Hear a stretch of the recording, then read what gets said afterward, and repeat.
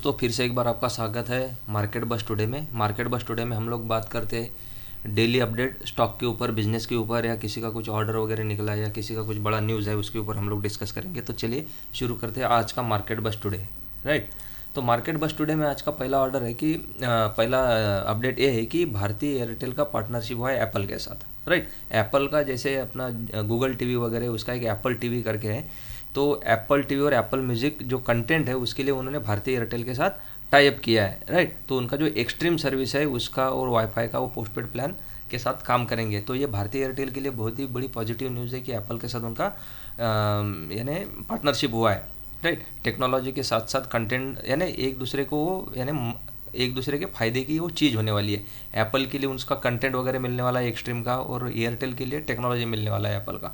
तो दोनों के लिए विन विन सिचुएशन है। तो ये अच्छा खासा यहाँ पे लिखा होगा कि देखिए, Apple TV will included on Airtel video streaming service extreme with premium wifi postpaid plans and users the company music streaming service. Right, तो उसका वो करने वाले हैं।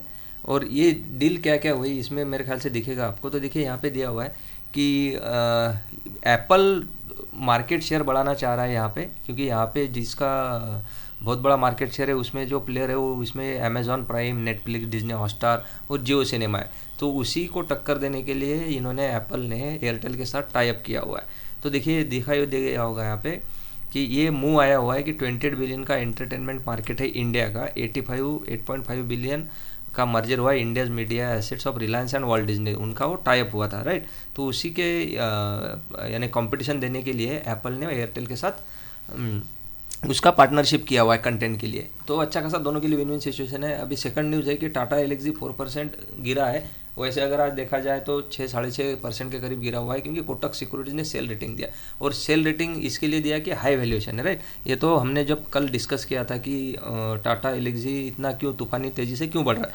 तो यहाँ पे दिखा होगा कि उन्होंने लिखा है कि एक्सेलेंट कंपनी है, लेकिन इसका जो वैल्यूएशन है इन्फ्लेटेड है, यानी बहुत ज़्यादा है।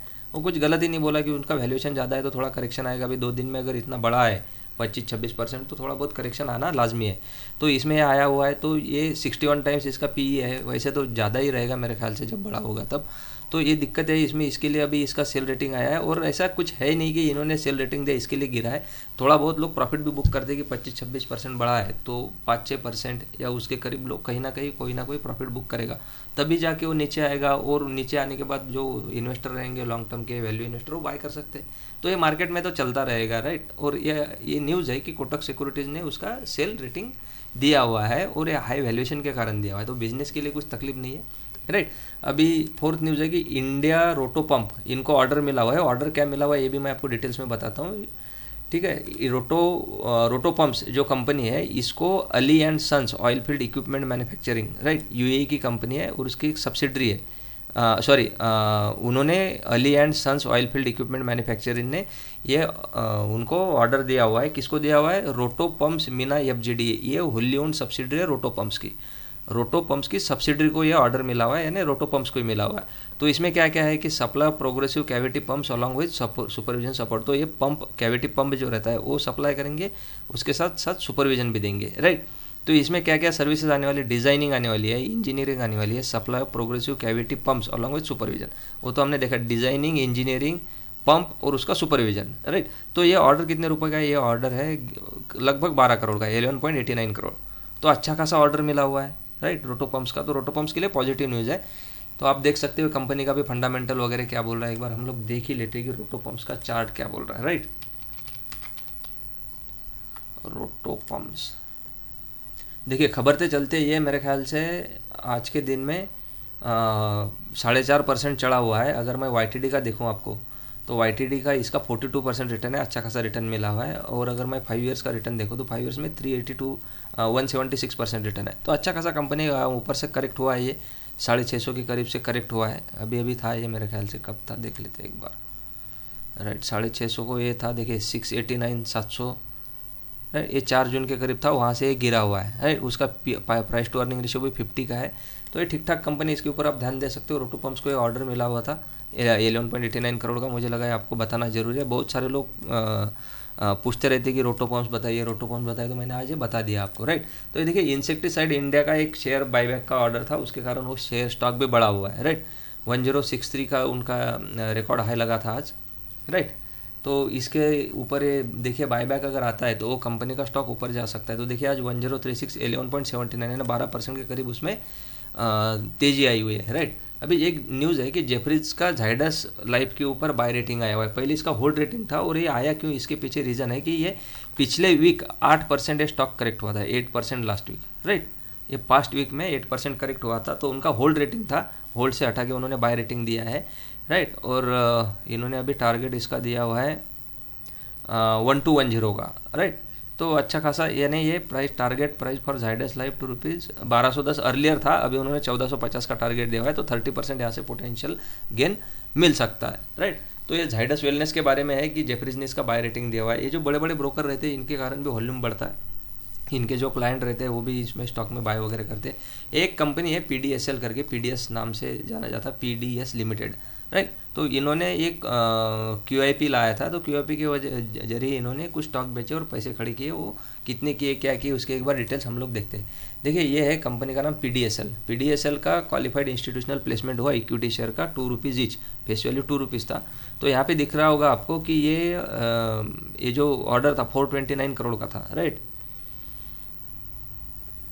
429 करोड़, राइट। आप पकड़ लो 430 करोड़ का है और उन्होंने 80,22,388 शेयर लाया और वो लाया कि 536 के प्राइस पे लाया था। तो ये QIP ने किस ने इसमें बाय किया, तो आप यहाँ पे नाम देख सकते हो जो 5% के आसपास या 5% के ऊपर है।